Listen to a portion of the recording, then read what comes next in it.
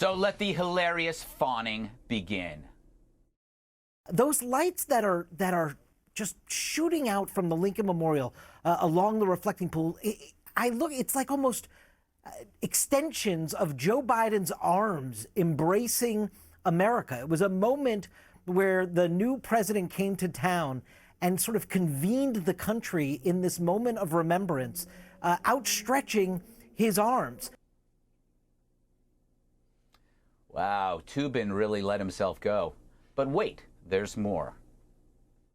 The 46th president of the United States putting his soul into his first address. He gave the kind of inaugural address our presidents used to give, as hopeful as the man delivering it. We saw the steely determination and compassion of President Joe Biden. What a great love story between Jill Biden and Joe Biden. And we haven't had a love story in the White House in 4 years. It is a love story between the press and Biden. A New York Times editor even admits she got chills from Joe, which we hope isn't COVID. Meanwhile, as the corporate press drools for Joe, they frantically spit on the outgoing guy, trying to outdo each other on who's more relieved that our national nightmare is over. A welcome sight for many Americans. President Trump is leaving Washington. It's going to be a little pathetic, a tiny little crowd at Joint Base Andrews. He's almost leaving town like an autocrat. He just looks like a small man. He knows he is leaving a pariah, and nobody wants to be seen with him. 4 years ending with true American carnage, a riot, a pandemic, carnage. It's amazing the emotional intensity of their conformity. The media is so predictable you could set your watch to their lockstep. The press are like children, overjoyed that mommy's deadbeat boyfriend finally moved out of the house, except they still can't quit America's bad boy at all. Nope, Trump has actually left a Trump-sized hole in their lives, and they're trying to figure out how to fill it. And with what? Well, the media coverage will bounce between softcore fluffery masquerading as hard news. Example, hey, did you hear Joe has a Peloton? I got 2 sources to go on record. To pieces that remember the awful past under the Fonzie Godzilla hybrid that was Trump. Don't worry, there will be no anonymous sources feeding Blitzer false stories of Biden meltdowns. And in the media's gassy stew, you'll see the regret. What will they do after all their bitter emotional farewells? When they realize their primary engine of profit, creating conflict and hate based on their own loathing for Trump, is finally gone. Let's ask Mara. A lot of Americans of goodwill saw the true face of white supremacy and of Trumpism at its core. What is preventing us from coming together to fight our real enemies, like COVID, is racism. It is at the heart of what allowed Donald Trump free reign to terrorize the American people for 4 years. Yes, Trump may be gone, but you, the possibly racist person who voted for him, you're still here. But not for long if they can help it.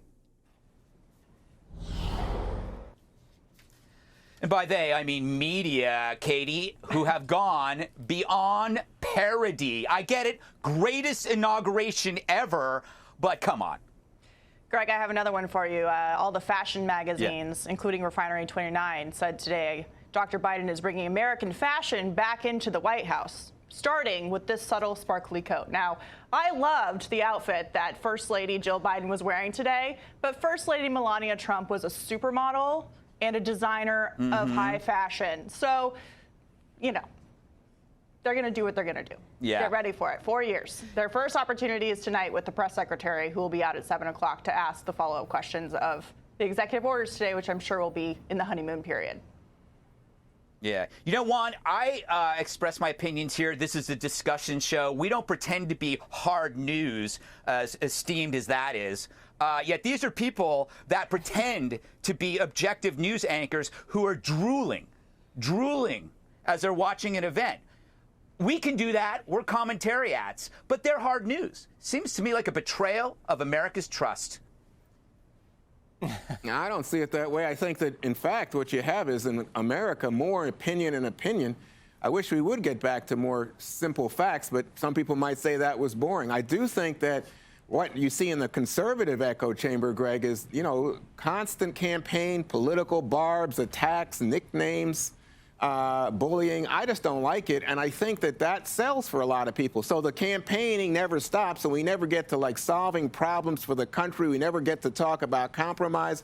People who want to compromise, they're dismissed as weak, you know, as quislings. They're terrible. And so the emphasis is always on selling grievance, selling grudges, picking fights. I mean, I guess that's what gets the person to come back and listen to the next show. But to me, that's not what government should be about. It should be in the name of the American people and the best interest of the American people. Yeah. I think Brett Kavanaugh would agree with you after what those Republicans did. Oh, wait, it wasn't Republicans. Hey, Jesse, this is why when we look at this stuff, you cannot trust this industry that we are in. Is the because you watch them just transform their belief system or their mentality depending on the party. It's amazing. Well, Juan said yesterday that people's personal politics shouldn't affect their job performance. So when you heard all those hard news reporters saying Trump's a white supremacist, that was not affected at all by their personal politics. He has been proven to be a card-carrying white supremacist. That's hard news, right, Juan?